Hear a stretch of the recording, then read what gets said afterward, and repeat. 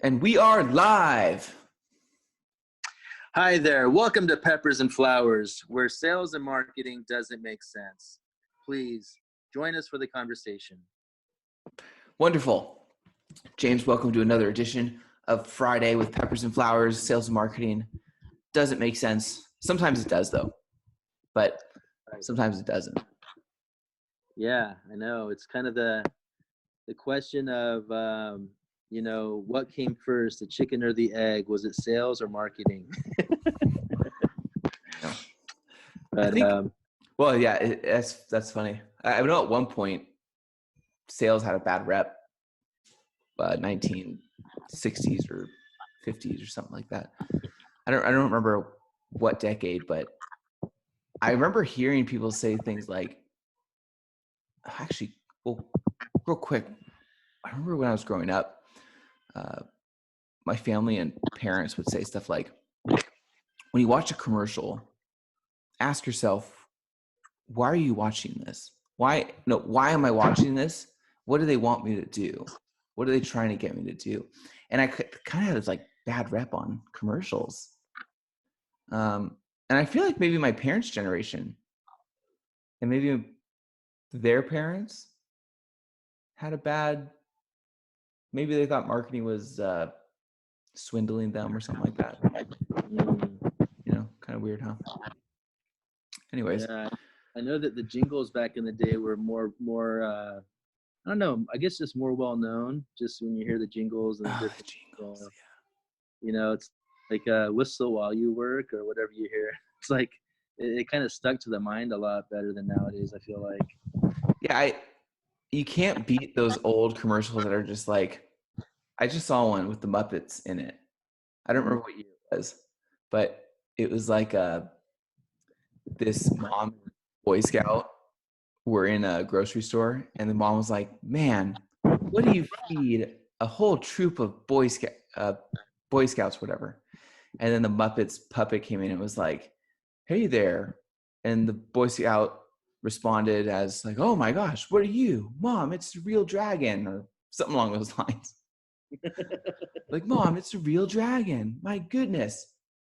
And she's like, what do you feed a whole troop of Boy Scouts? And the dragon's like, well, you need pastaroni or something like that.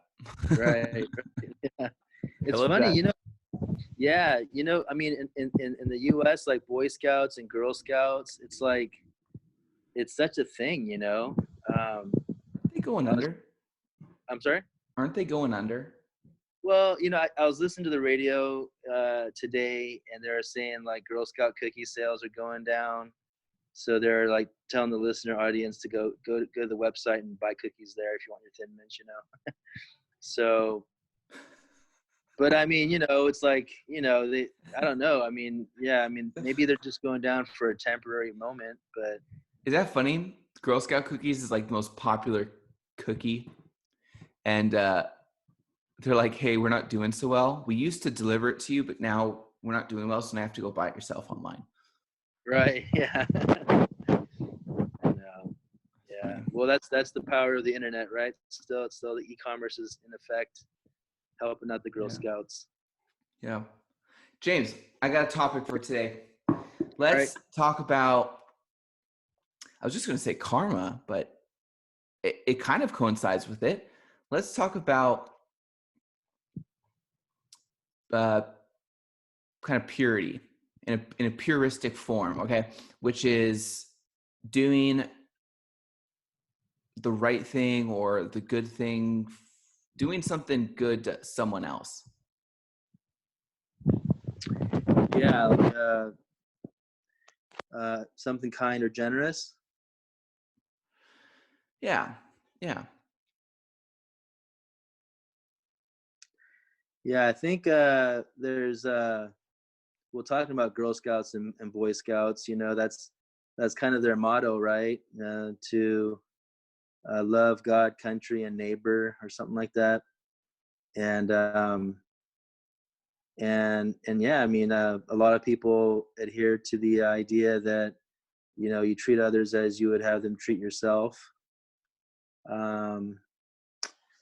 And I think in general, just doing the right thing is always the right thing to do. You know, it's like um, I don't know, that just saying thank you and saying please, um, you know, letting the elderly go before, and um, just yeah, giving pedestrians the right of way, although that's more law, but always being mindful of your environment. You know.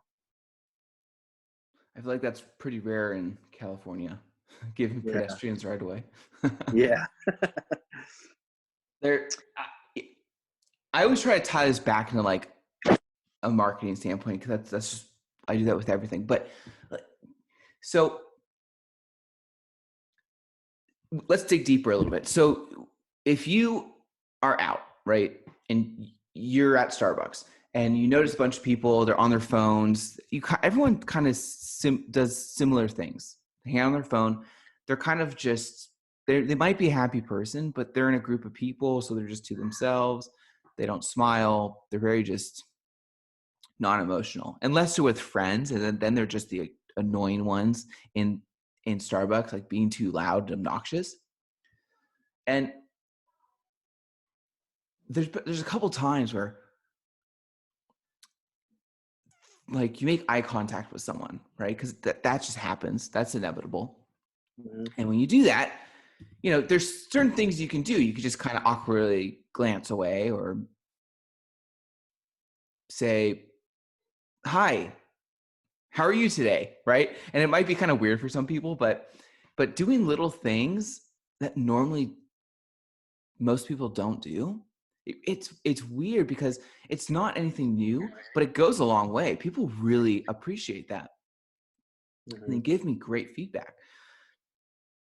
Um, or just showing off the energy, right? Like people feed off your energy, so I try to just they reciprocate that. So I try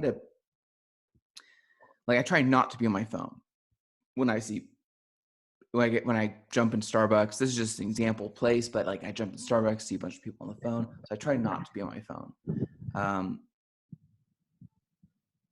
and it's really interesting that the type of responses you get just by like smiling more, having a really happy tone, putting that energy out, and people reciprocate really well off that, even if no one else is doing it. And I think that's why people like it, because people are just so to themselves. You know, Yeah. I mean, yeah. yeah, I also think it ties into marketing, where it's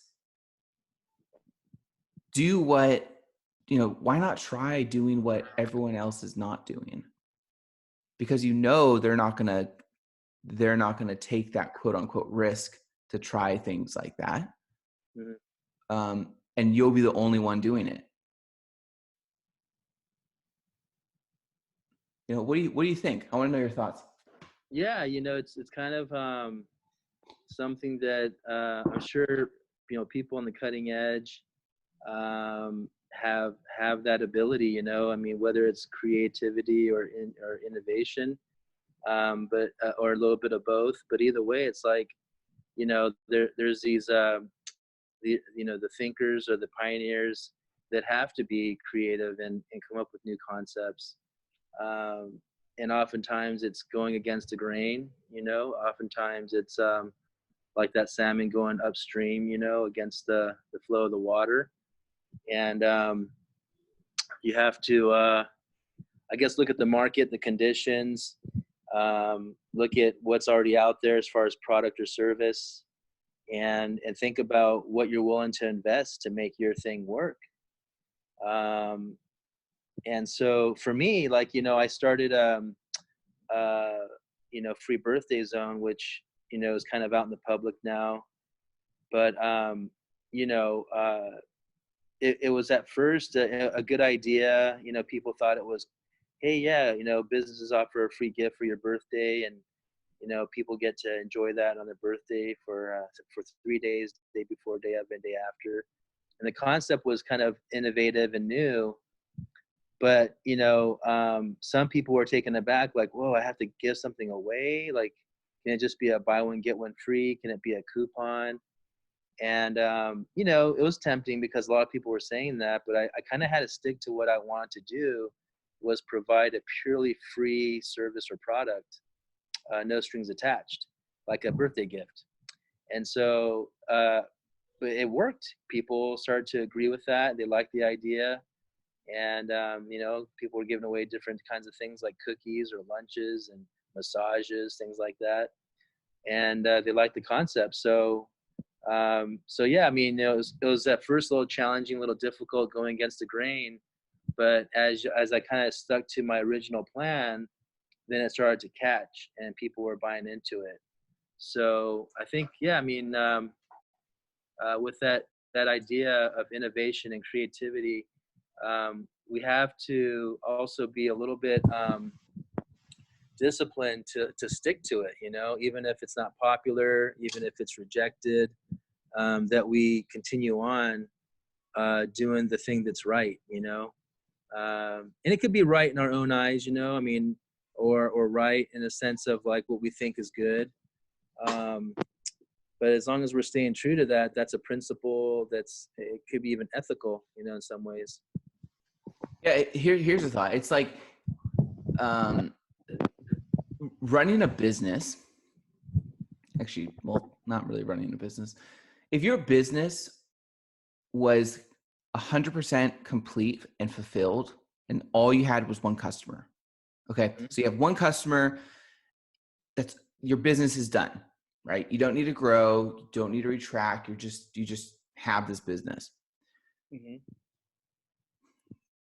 I feel like the relationship with that person, you probably have the best and highly rated business ever because um, you know that person. You deal only with them. You give them time and effort, and you listen to them. You know what they like and don't like. So you might send them a really personalized email saying, "Hey, great to see you. Hope everything's well. Hope your family. I saw your kid turn 3 today, whatever it is." Right. So it's really easy to maintain a one-on-one relationship. And as you grow and you grow, and you get more of these relationships, you're like basically managing like 4 million friends, right? Hundreds, thousands of customers, and they're like your friends. And so it's hard to kind of like throw a message out there and hopefully it produces the same like response from everyone, right? Mhm. I feel like that's kind of the harder part because if I'm standing in a Starbucks and I say hello to each person with a smile, some are really going to like it and some are going to go, "Oh, what a weirdo, what a creep." Like he's trying to Right. hit on me. Okay. Right. Some are going to go, "Oh, I love that energy." Mhm. And it's really I think people, well, I don't think, and people can identify when you're being genuine or not. They can kind Yeah. of get this feeling of like, "Oh, you're just kind of joshing me. Mhm. You're smooching me," you know? Right. Um, but I love thinking of things that way because when you do the right, well, let me give a little detour. When you say do the right thing, I don't really know necessarily 100% what that means because there are ethics and things that of that nature, which makes sense. I agree, but Mhm. doing the right thing, it kind of up for interpretation, right? Yeah. And I really just feel that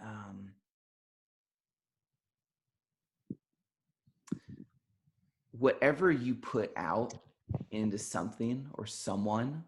right? Like let's just say someone spent $10 with you, okay? And you invest so much time in them, not because you have to or it's a deliverable. It's really like really what they paid for. They don't get any sort of consultation, let's just say. But let's just say you go, "Man, this guy really needs some help." Okay. And you work with them, you train them, you help them. And let's just say they only spent $10, right? I'm trying to create like this very like cringy moment, like, oh, $10, not worth it. Waste of time, right? But if you do, you've just made the best experience for that person and you've actually made them feel like they're worth it. You know, you've given something more than just a service or more than just a deliverable, you know, like you've gotten really personal with them. Like, hey, let me help you out. Right. And if that person ever gets to a point where he or she feels like he needs to thank you or give back or contact you, that's the best chance that they probably will. It's going to come back around in terms of like karma. If you, I like the thing about karma, because whatever like emotion or whatever you put in to someone can be reciprocated back. And so that's like doing the right thing or doing something that you think could help someone. It's always going to come back greater to you because they're always going to remember that one little thing.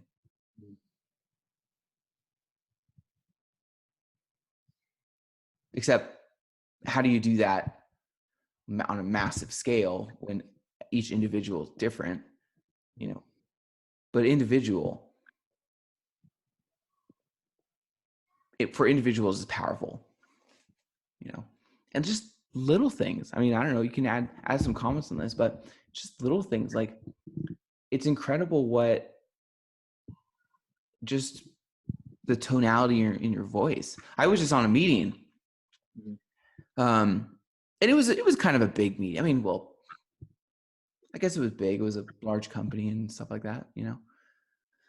Jumped on the call, and they probably talked to a lot of well-qualified consultants and candidates and all this stuff, but those consultants and candidates are probably very formatted, right? They're probably very professional. They're probably really formatted. They speak a certain way, like a corporate way. You know, there's a tonality, there's a thing, there's that business thing, right? And I figured everyone else does it like that. Okay, I'm going to do it differently and try a different approach that I feel like most people wouldn't do. So I wore a t-shirt. I think I had a beanie on. I didn't look like a schmuck, you know, I looked like I showered, you know, but like, I got on, we chatted. We just kind of kept it really casual. Like, we knew what we needed to do. And it's kind of like how we get there doesn't really matter as long as we get there. And we always don't have to understand everything, but that's a whole nother conversation. And we just chatted and we got the same amount done. And there was a sense of, like, care and like feeling of everything being genuine and just real, you know, not so. Do you know what I'm saying, James? There's like a certain Yeah. thing that it's like People. people are so afraid to be themselves, Yeah. even though, There's and barriers. it might inhibit them from doing great things for people. Mm-hmm. Yeah. Yeah, well, also the old adage that says, people don't care really how much you know until they know how much you care. And that's when the walls come down, I believe, is when they really sense like, yeah, Daniel cares about us. He's not just here to sell us something. And once they make that connection, they're like, yeah, we're gonna be a little bit more, open with our ideas and our business and things like that. So people will give you more information, but if you come across just very, corporate and maybe a little stuffy and kind of maybe even like a little arrogant, they might think, man, Daniel's really gifted, but he's not very personable. Oh, oh yeah. People deny talent if they're just a pain. Mm-hmm. Yeah. Oh, for sure. Yeah. I would prefer to work with someone that knows nothing about anything, but I can sense that they really like want to do this and they're open to learning and they're just excited because I'm excited too. Like, I want someone to reciprocate off of, to bounce my emotions off and like be on the same level because they can learn the stuff. That's how I learned everything. I know that's how you learned everything. you start at a place that you don't know, you learn, and then you practice in practical environment, and then you know it, but you can always improve. So I think like doing the right thing for people, Yeah. I think everyone has that, but I think it's a skill because Hmm. it kind of calls for an initiative. It kind of calls for you to take control and like take action a little bit, and it kind of can kind of be a little awkward. Yeah, to take initiative is awkward sometimes, especially as business owners, we're called to make decisions and, decisions for the business, for the public, product or whatever, and decisions for our employees. It's like, decisions are made every day, and it's like, are we making the best decisions? And I guess what we're talking about today is like, we can measure our best decisions by the standard of, am I doing the most good today? Am I trying my best to, be helpful, or, courteous, things like that, respectful? Is my business serving is it helping the economy, or helping the corporate landscape or people? Is it making lives easier? Those are all things I think that we could kind of filter through and then go, yeah, based on all these criteria, I'm going to do these things, and not these other things, and yeah, some of the litmus tests that I have is like, am I focused only on, turning a profit? Am I focused only on growing my business financially? I've kind of come across that before, and made some wrong decisions. And I've learned, over the years that the better way to serve is to have the financial component almost as a subtext. It's like, let's talk about the solution. Let's talk about all these different things that are going to bring value and benefit and good, and let that carry the relationship, the solutions, and any kind of service that we provide. And as we start to generate that kind of livelihood, then it's like, oh yeah, and the income will follow, because if you're out there doing the most good, you're the kind of person or the kind of business that people want to be around, and so they'll support that, and so just the other day I had to collect on an invoice, and um, I, given the situation of I think some businesses not making it through these days, I was real sensitive on how to like collect. I didn't want to just call and ask for money. So I thought, you know what, I'm just going to call and check on things, see how things are going. And the conversation turned out to be really a lot more than just kind of asking for a bill. And it turned out to, I was able to bring some more solutions to the table, more value to the customer. And we settled on an amount on the bill too, which I didn't ask for the whole amount. I said, whatever you could pay, let that be the amount. And we decided on 50% of the bill. And, I, I could have came back with, well, how about 75%, or, kind of like, met halfway with the person. But, when he suggested 50%, I said, yeah, that sounds good. So, that was the arrangement. And, you know, so I think, as far as on the financial front, that was more of a subtext conversation, which I really enjoyed. And then on top of that, I wasn't so hung up on getting the full amount, which I think in most cases a lot of businesses want to maximize and minimize any kind of loss. So, but I'd rather, at the end of it, the relationship was better. We're talking about having drinks after, all this is done, and just kind of carrying forward. So, Yeah, think about it more on a personal level, like not even business. It's just the conversation you had was probably really like uh meaningful, and the act that you did for him, he's going to remember that.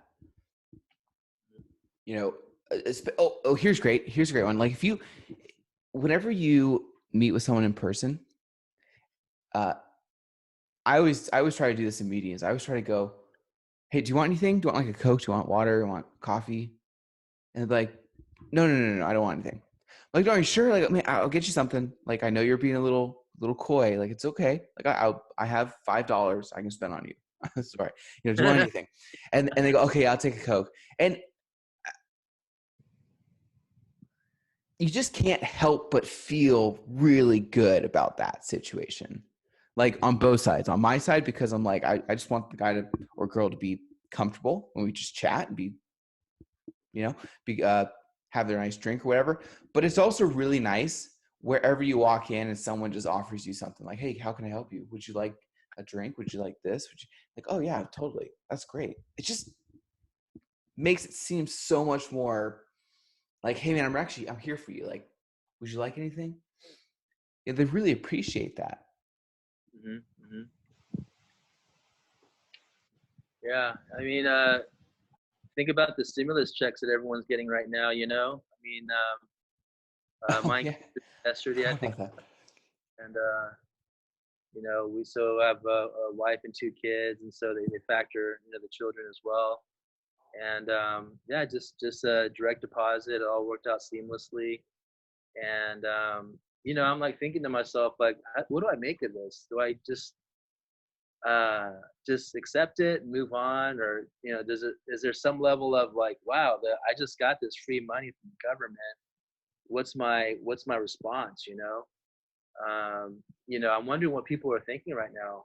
I know sometimes we can get very critical of the government. Sometimes people could say different things. Um, but when something like this happens, like, well, what's there really to say? It's just they've been given a gift, and I'm like, yeah, that's a good thing. So I don't know. I'm kind of I mean, I'm grateful for sure. I'm like, wow, this, because given the situation with the food and all Mm. the different amenities nowadays, that's like, I heard most of the people that got those stimulus checks went and spent it on food or gas or whatever, like the commodities. And I don't know how they track all that, but that's what they found out. And so, anyways, I just thought that was interesting that here's the government giving money to the nation that's turning into our bread and butter to Yeah. survive. Well, You know, what's most amazing about that, uh, and well, okay, so it's also the gesture too, right? So if we were getting checks from the government, this is kind of coincides with what we're talking about. If we get checks from the government and people do, depending on what program they're on or whatever, but um, if you get a check from the government, just like we did I think everyone got it yesterday, right? And we get that every month, let's just say. The exciting and I don't want to say value, but it's like the meaning behind it will eventually die off. And you're just like, well, gotta get my check. And then if they're late on it, you're like, oh my God, where's my check? Come on, guys. Then you're pissed at them, right? There's no meaningful meaning behind it anymore. But this gesture, first of all, I'm extremely surprised that they did this that quick. mhm. I think it takes longer to get a return on your taxes than this. So Yeah, so yeah. I was very surprised how fast they did it and how fast it happened.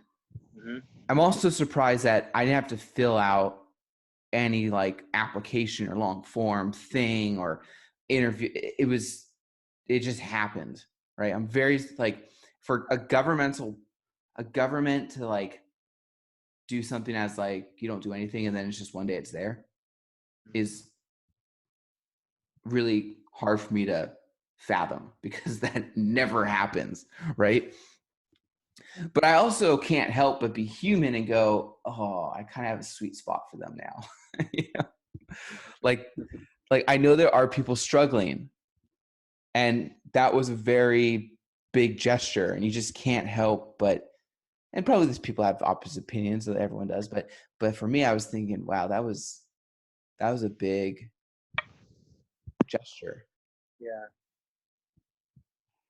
I don't know if anyone felt like that with the government before. you know it's kind of I weird, know.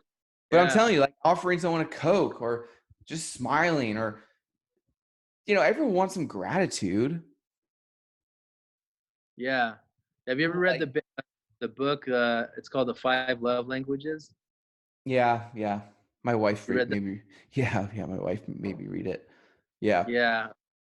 Well, I mean, that's pretty interesting, right? Everyone has like a, you know, different love language. I think they're like, acts of service, gifts, kind words, and a couple others, right? So it's like, yeah. So it's like, what's even cooler is if we could find out like what is, like, our love languages, I mean, it doesn't have to be like so lovey-dovey, but like, what like even for our customers, like what would my customer appreciate, some would appreciate, a discount, some appreciate a gift, some just kind words, a thank you, nice treatment. But like, I'm sure everyone just likes everything, but like, as we get to know our customers a little bit better, we might, oh, this person kind of likes this and this person kind of likes that, and we just kind of respond to that, um, and offer something like a, in the car business, we always like the box of donuts, and for the sales team. Yeah, found that was like a big deal. Um, and just every industry is a little different, like kind of gift giving and all that. My wife went to Walmart, I think, super early in the morning. I don't know when it opens. She just told me the story. Mhm.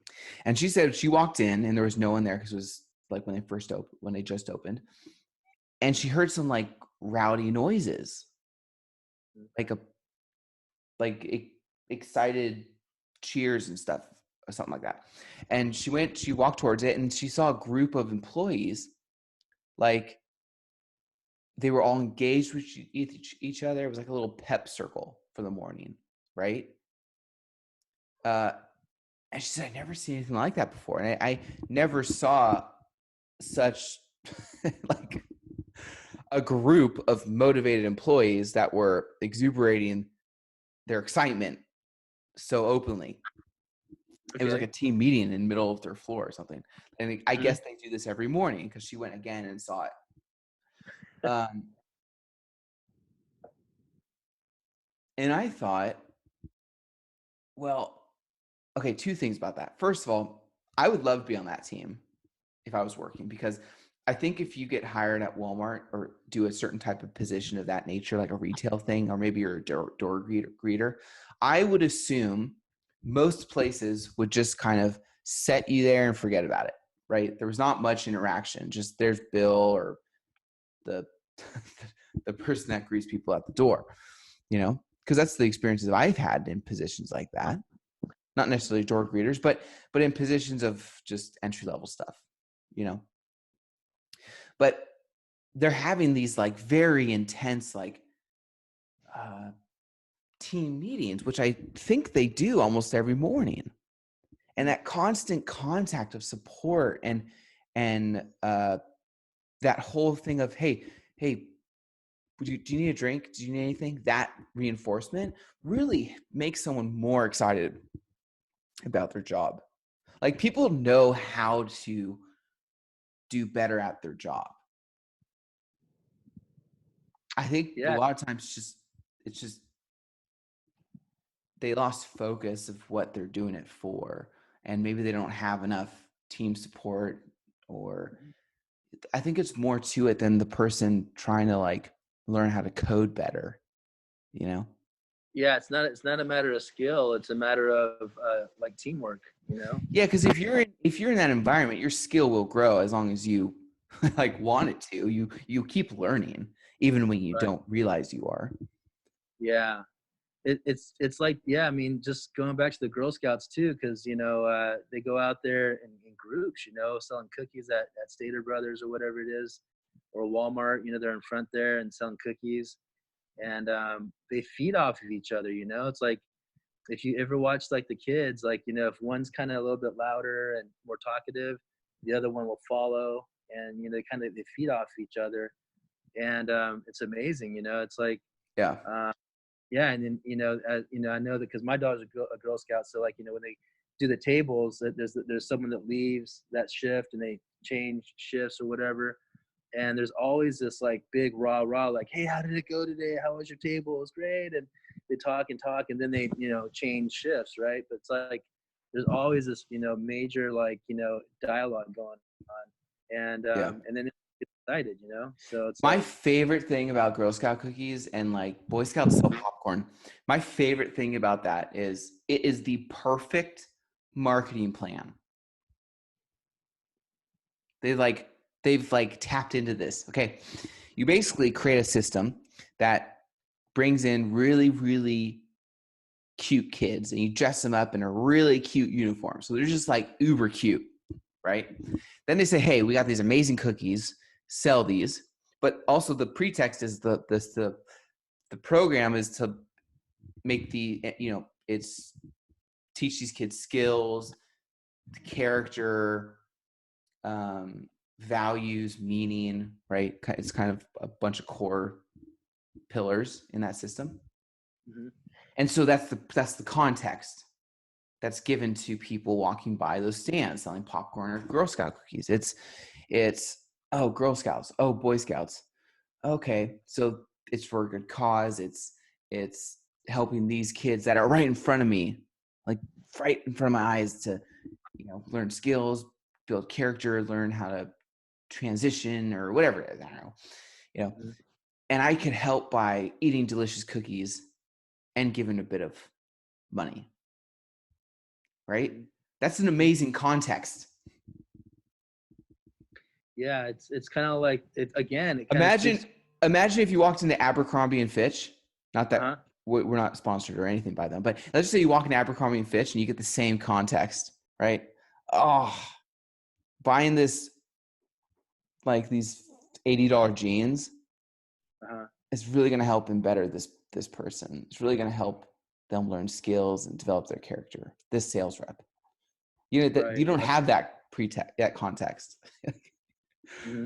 So I think that's such a powerful, amazing thing.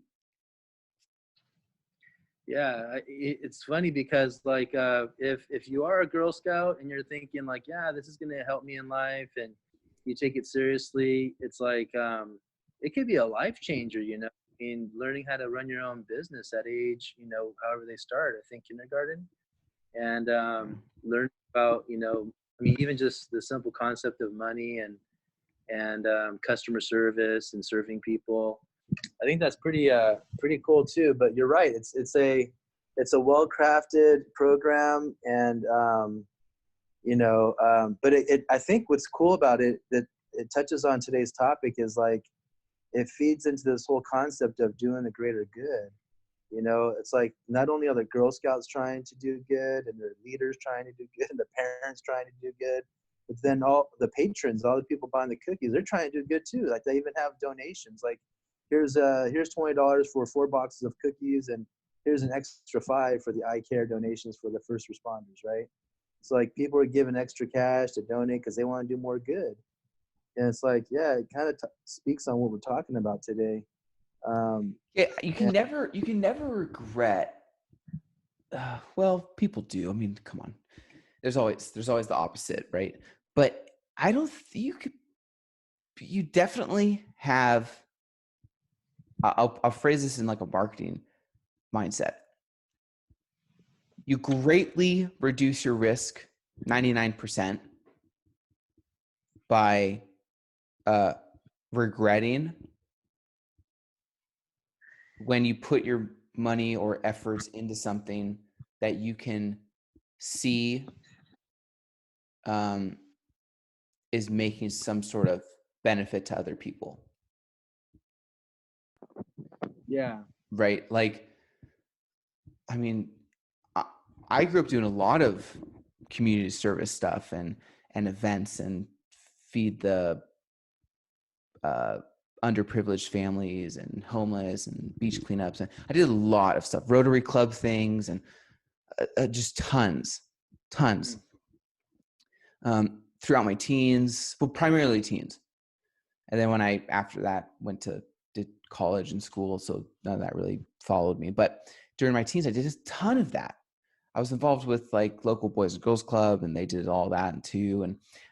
Um, and partly it's because, you know, they primarily focus on their funds come from raising capital.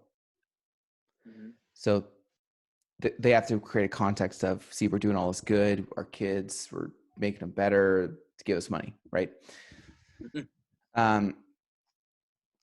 But the one thing, regardless of the purpose or any of that, every event I did, I felt amazing after, because I felt like I was doing something. It's like I have the means to go out and spend the time. I mean, I'm a teenager, but can go out and have a time and do things to help other people. And I've never regretted doing any of that stuff, like getting up at 6 a.m. to go down to the beach and start cleaning, picking up trash. Now, it's, you know what I'm saying? Like, a simple thing like that, I still felt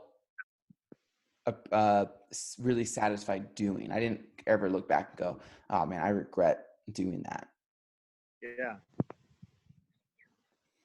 It's like working out. I think that too. Like, working out boosts your endorphins. You just tend to be in a better mood, more energy. And when Yeah. you kind of work out your giving bone, or your kindness bone, or doing things in a genuine context, I think that helps that develop as well. And you're really going to be really satisfied with the efforts you put out, because whether you get something in return from someone else, like from the effort you gave them, Mm-hmm. whether they come back later and say, I'm a millionaire now, thank you so much, or they never do, you still are going to be satisfied. And then it's going to be a bonus when that karma comes back around and someone lets you know, like, man, because of this, because of you, you helped me do that, or whatever it might be. And that's so satisfying. Yeah, I think that wasn't Pay It Forward or something like that. The movie a long time ago. Did you see that one? No, I don't. No, I mean, I kind of know what you're talking about. Yeah, I mean it's a concept, but like and nowadays, one, it's like pay it forward. You do, someone does something good to you or kind to you, and then the idea is that you pay it forward and do it to the next person. And you see like drive-throughs, at Starbucks or fast food places, and somebody will say, oh, you know what, I'll pay for the car behind me. So they pay for their meal and the car behind them. And then the car behind them goes, oh, you know what, that's cool that guy did that for me. I'm going to pay for the car behind me. And it's kind of this chain of paying for the car behind you. And so everyone's happy and everyone's all excited about stuff, right? Because how often does that happen to you? Yeah, but you can't. So Okay, so here's how you can materialize this. You're in a Starbucks line, and in mhm, front of you, there's a lifted matte black truck with mud all over it, mhm, heavily tinted windows, and they're blasting metal music, mhm. right? And there's like arms hanging out the side, all tatted up, and there's like a Harley Davidson in the bed. Okay, Mhm. and you're like, oh god, think about the context that produces for your perception, right? You're gonna judge the crap out of that. You're gonna be like, oh, these guys, right? So Mhm. annoying. I hate that music. God, these guys are, blah blah blah. All of a sudden, you pull up to the window, and they go, Mhm. like, here's your drinks, and you're like, oh, don't I have to pay? And no, the truck in front, the guys in front, they wanted to pay and say happy New Year's or Merry Christmas. Mhm. Your perception of that and context changes instantly. Absolutely. Oh man, that was so nice. Oh my gosh, Yeah. and your day's just made. You literally went from like grumpy old judgy person, like, oh, these guys, truck in front of us, ugh, metal music, goodness, to, Right. yeah, they bought it for you. They said Merry Christmas, and you're like, oh my god. They're like, babe, you can't. What a great day! This is amazing. Yeah. And you know, they're probably driving away and they don't need that reinforcement. They know that we're probably excited about it. And so they're probably happy about it. Right. So that's kind of the cool thing. We can both create emotions of each other without ever meeting or without ever talking to each other. True. Yeah, man. And that's pretty interesting that like there's the unseen, like, you don't, maybe you'll never ever see that person again, but there's still an unseen relationship that formed, Um, Yeah. yeah. That really intrigues me too, is you can tell someone in person something, but you can also communicate the same thing without ever meeting the person. Right. That's what I find super intriguing. Hmm. You could change someone's day by walking into an office before it opens, writing something personal to them and sticking it on a sticky note and put it on their keyboard. You could change that office's um, attitude for the day just by doing that. The add to the office. Right. So basically what happens is you go to some random office, right? You break in, not that I recommend you do this, don't break in. Yeah. But my point Right. is no one knows about or who you are. Okay. You break in and there's 4 computers because they have 4 staff in the office, and you write on a sticky note something really nice about them or something really inspirational, like today you're going to do really well. Good job. Keep going. Right. Whatever it might be. You stick it on their computer, you leave, and probably you will change that mindset of that office for the rest of the day, right? Something nice that says about them, like your work's appreciated, good job, keep going, let's have fun, let's do it, let's crush it, Yeah. right? They never met me. I'm just some random guy who broke in and put a sticky note. Hmm. Hmm. I never met them. They don't know who I am. They just read something. It's just what is in front of them and what's happening, and that's going to make them feel more appreciative and better. That's probably a really horrible example, but that's my point. Is you leave like a trail behind you, and Hmm. whatever trail you're leaving, people can walk through that trail as an example and feed off that. I'll comment on that a little bit because, like, I think something that's happening nowadays is you see on sidewalks a lot of chalk art, and it's like you're going for your walk, you're kind of been doing the um, quarantining all day long or all week long or whatever it is, but you're like, I gotta go for a walk, and so you go out there and all of a sudden you see writing on the ground, and I've seen it in my neighborhood, and I've seen Facebook posts of it in different neighborhoods, and it's like, you got this, or we're gonna make this, and we're in this together. You see all these writings, Right. and so as you're going along, you're like, yeah, yeah, I like that, I like that. You're like, you don't know these people, or maybe you do, they're just out there writing, you didn't see them write it, so you don't know who wrote it, but you're like, hey, that's cool, I like that person, I like this guy, and you're starting to resonate with people you never met, but because of a nice thing they said or wrote down, uh, which I think is pretty phenomenal. Exactly. Substance, some sort of substance like chalk, written on some other substance like a wall, can communicate feelings. Last thing I want to mention for today is um, advertising, marketing. Probably the oldest form of that, this is just an opinion, is art. Okay. Artists, you can apply this to probably most artists, like musicians, painters, right? But let's just talk more about painters. They create images, text, phrases, some sort of design Yeah. because they don't want someone to just look at it and go, oh, cool, that's a picture. Great, next picture. they want to produce emotions. They want people to feel something out of it. That's why abstract works, for two things. First of all, you look at something that you have no idea what it is, and you can allow your brain to interpret, which Mm-hmm. is fun for some people. And plus, your brain will just naturally do that. The second part is it's going to make you feel a certain way, and the artist tries his or her best to produce a certain emotion out of it, right? Mm-hmm. Simple example would be like if they're really angry, it's probably going to be black and reds and sort of that thing. If they're really happy, it's probably like yellows, blues, greens, something along that line. But they're trying to communicate an emotion through just a bunch of splotched paint, and they do.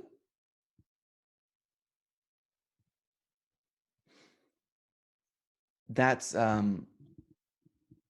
what I feel like advertising, the purpose of it is you're trying to not only communicate copy, imagery, video, but all that together produces some sort of end emotion, some sort of end perception to the people that are seeing it. You know, they're not watching it and going, oh, that's an amazing video. Or like, oh, this text, oh, that text was, copy was so good. Now I'm going to go buy this. It's That's more true. of like you're have this formula that you throw together and then you give to someone and they interpret it a certain way and it produces feelings, emotions. And it's just like art. So that's my final statement for the day. That's But good. I mean, it's interesting, right? yeah,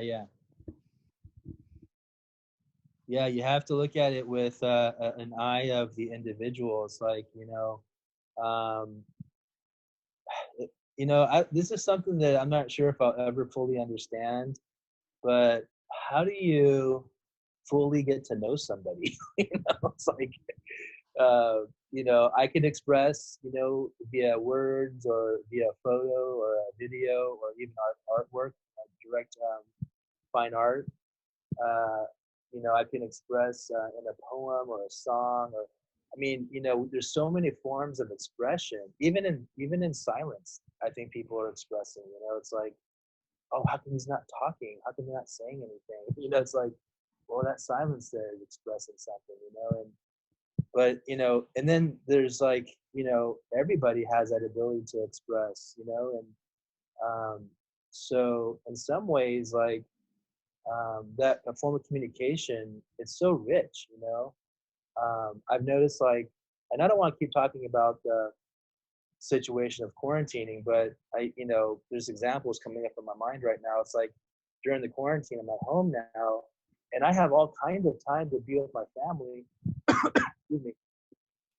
And so now I'm starting to see different things of everybody, because we're playing in one room on a game board, and the next moment we're, singing songs together. The next moment we're talking about our past, mostly me and my wife, or we're talking about different things, telling stories. And you're starting to see people react in different ways, and you see them in different lights. And you're like, man, like this time together, we're starting to learn a lot more about each other, and it's rich. And I think that richness is something that adds value to our life experience.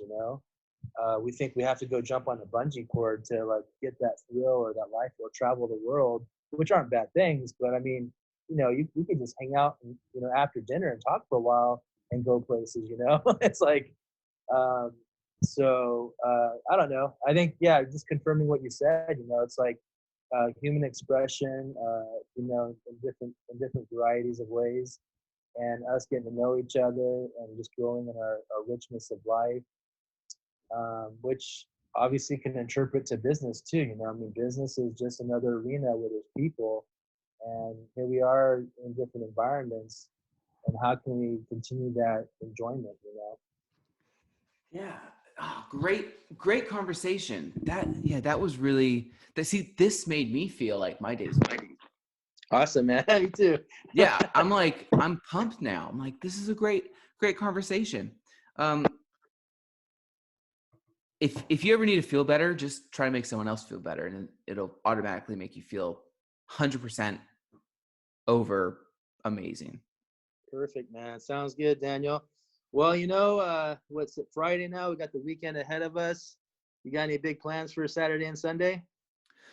Saturday and Sunday, we have a birthday party for my daughter on Sunday. I'm Okay. building a giant play set. We'll finish that today or tomorrow. Mm-hmm. We have to go buy a ton of food. Do they quarantine food? I don't know. We have to go buy a Good ton of question. food. We have to get all our gifts. A ton of stuff, man. There's a lot. Sounds good. Sounds good. So it was Alexa, right? She's turning 3 years old. She's turning 3. Yes. All right. All right, man. Well, she's I'm sure she's more mature than her age, so you'll probably bypass those terrible 3s, or is it terrible 2s? I forget. I don't know. What about you? You got big plans? No, nothing too big. Just Sunday we have a couple that visits us every Sunday. We have a little service together. We have lunch together, and 6 then feet we just apart, right? What was that? 6 feet apart. Yeah, I know. Really, yeah. What's the rule nowadays? Is it like less than 10? We can still get together now? Or is it still I don't even think hang out? I think Air 5s are okay. Which one? I think Air 5s are accepted. Air fives? Yeah, you know what an Air 5 is? No, what's that? Oh, dude. Oh, high five air, an air high five. Yeah, there you go. Oh, nice. I think those are okay. Also, Yeah. like air hugs. Oh Um, yeah. Right also, on. also air guitar is accepted too. Air guitars in any society, right? Nice, Yes, nice. air guitar is perfect. Yeah. No, I think Right six on, feet. I man. think 6 feet's still the same thing. I'm not sure, but Yeah. But as far as like getting together, can you have people over now, or I mean, I is don't that? know. Yeah. My wife tells me everything what I can and can't do. So Yeah. We just kind of like make sure we don't move too much. Like just stand still. No. yeah, exactly. All right, But James. we go out for ice cream though, so we still do that. It's life's not over. It's just a different type of life right now. So I mean, just a matter of adjusting it all. That's all. Yeah, for sure. All right, cool. All right, friends. Well, now that's a wrap. Thank you for joining us today at Peppers and Flowers. We look forward to joining you again next Saturday. Daniel and James signing off.